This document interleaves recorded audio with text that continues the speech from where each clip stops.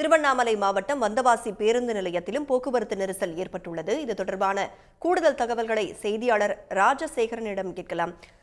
என்ன விவரம் ராஜசேகரன்?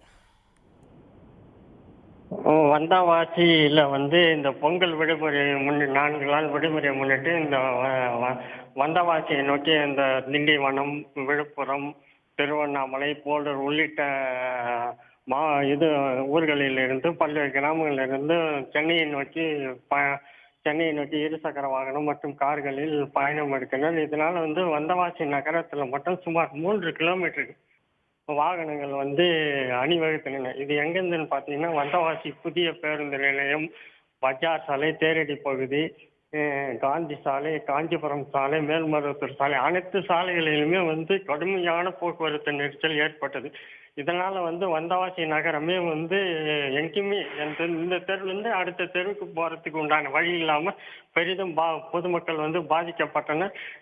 இதனால வந்தவாசி நகரத்துல சுமார் 1 மணி நேரத்துக்கு இந்த கடுமையான போக்குவரத்து ஏற்பட்டது.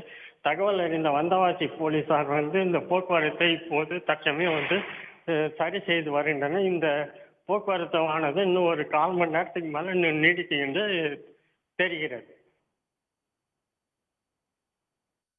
விவரங்களை பகிர்ந்து கொண்டமைக்கு நன்றி ராஜசேகரன்.